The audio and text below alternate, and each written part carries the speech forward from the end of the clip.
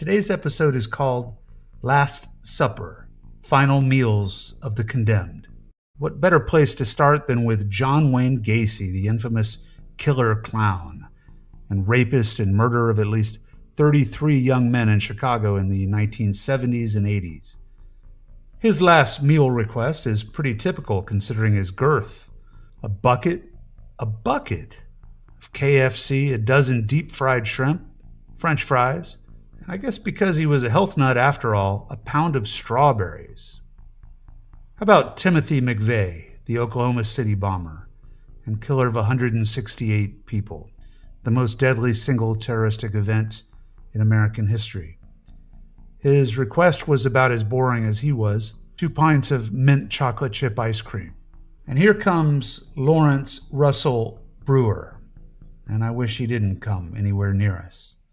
He was one of 3 white supremacists that murdered a man named James Byrd in Texas in 1998. For Brewer's last meal, he ordered the following: 2 chicken fried steaks with gravy, a triple meat bacon cheeseburger, a cheese omelet, fried okra, a pound of barbecued meat, a pound, a half loaf of white bread, 3 fajitas, a meat lover's pizza, 3 root beers, peanut butter fudge, and ice cream.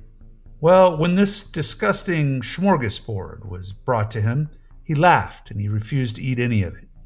So this was his ultimate F-U to the state of Texas and the whole world. Well, other people weren't laughing, and he was executed within hours after this final stunt, and he remarked before his death to a local TV station, quote, "As far as any regrets, no, I have no regrets. No, I do it all over again, to tell you the truth." Of a man named Philip Workman. He was the most unusual concoction of murderer, humanitarian, and vegetarian. He declined any last meal for himself, but instead requested that a large vegetarian pizza, he was specific about that, be given to a homeless person upon his death.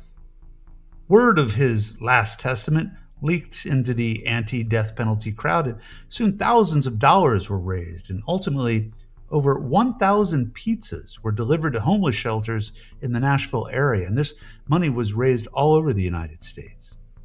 This concludes the latest episode of Well Hung History. Run away and cry now, but before you do, make sure to subscribe and leave us a killer review.